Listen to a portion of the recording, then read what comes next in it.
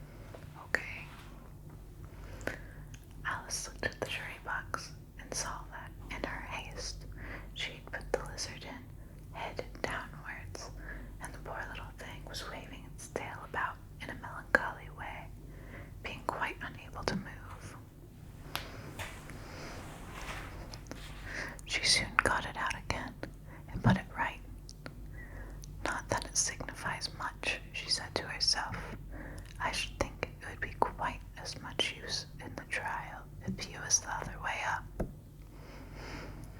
As soon as the jury had a little recovered from the shock of being upset, their slates and pencils had been found.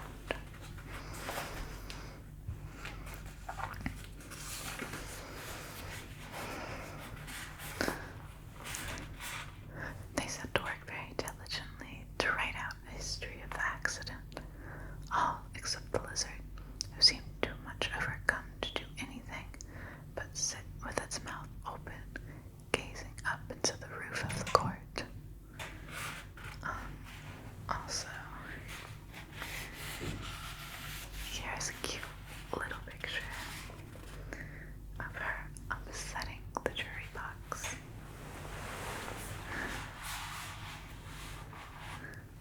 You see that?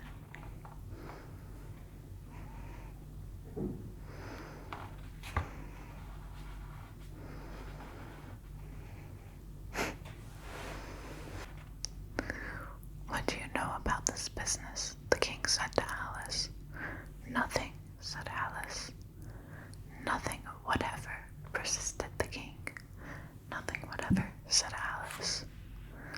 That's very important, the king said, turning to the jury.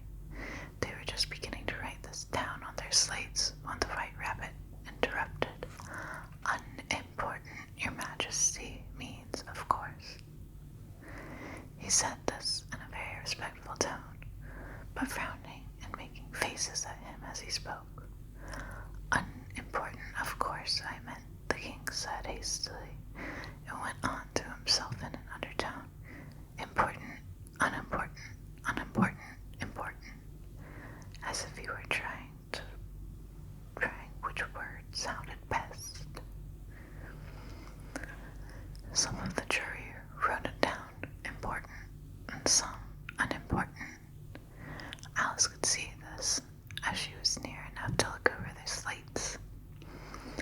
But it doesn't matter a bit, she thought to herself. At this moment, the king, who had been for some time busily writing in his notebook, shouted out, "Silence!" and read out from his book, Rule 42. All persons more than a mile high to leave the court. Everybody looked at Alice, because she's a mile high now. I'm not a mile high, said Alice. You are, said the king. Nearly 2 miles high, said the queen. Well, I shan't go, at any rate, said Alice. Besides, that's not a regular rule. You invented it just now. It's the oldest rule in the book, said the king. Then it ought to be number 1, said Alice. The king turned pale and shut his notebook hastily. Consider your verdict, he said to the jury in a low, trembling voice. There's more evidence to come yet, please, your majesty, said the White Rabbit, jumping up in a great hurry. This paper has just been picked up. What is it? Said the queen. I haven't opened it yet, said the White Rabbit, but it seems to be a letter written by the prisoner to somebody. It must have been that, said the king, unless it was written to nobody, which isn't usual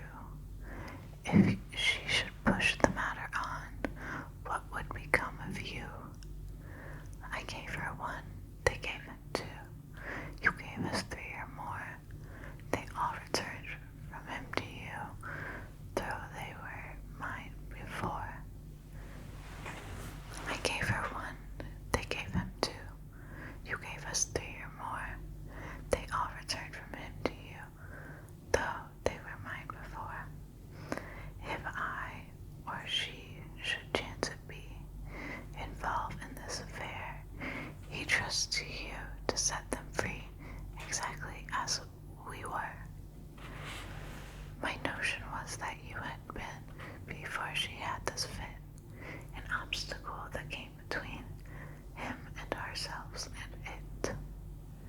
Don't let him know she liked them best, for this must ever be a secret kept from all the rest between yourself and me. How cute.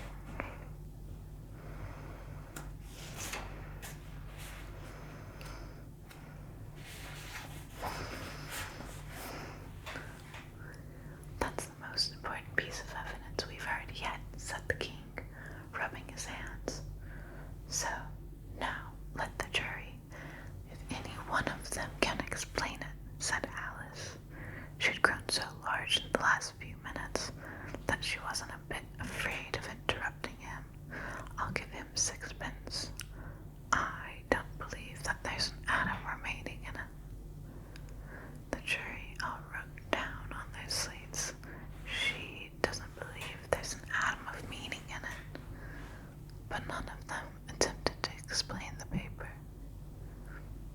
If there's no meaning in it, said the king, that saves a world of trouble, you know, as we are needn't trying to find any. And yet, I don't know, he went on. Oh, I'm getting sleepy.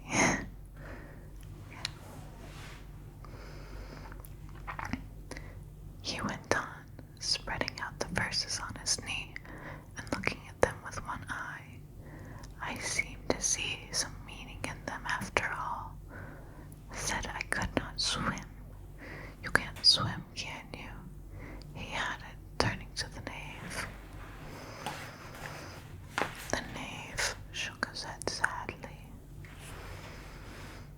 Do I look like it? He said, which he certainly did not, being made entirely out of cardboard. All right, so far, said the king, and he went on muttering over the verses to himself. We know it to be true.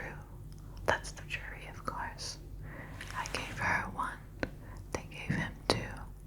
Why, that must be what he did with the tarts, you know. But it goes on. They all returned from him to you, said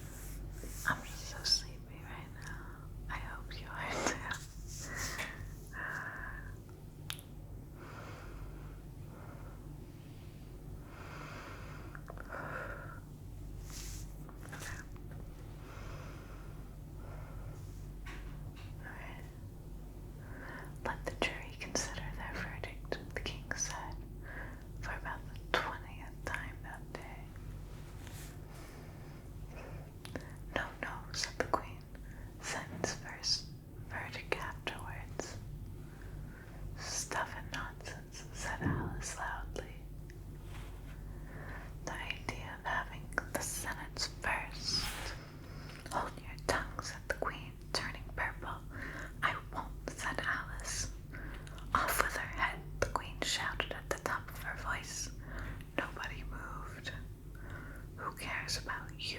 the queen shouted at the top of her voice.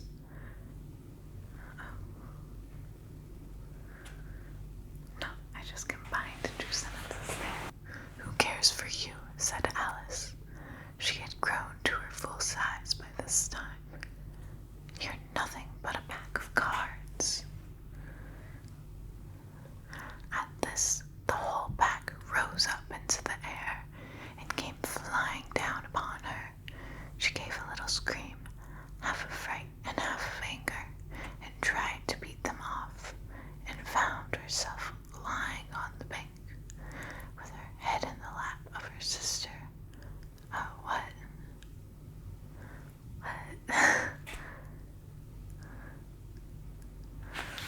Okay. We just had a big swap up there, didn't we? Alright. So, I'm gonna start that paragraph at the beginning again. At this, the whole pack of cards rose up into the air and came flying down upon her. She gave a little scream, half of fright and half of anger, and tried to beat them off, and found herself lying on the bank with her head in the lap of her sister.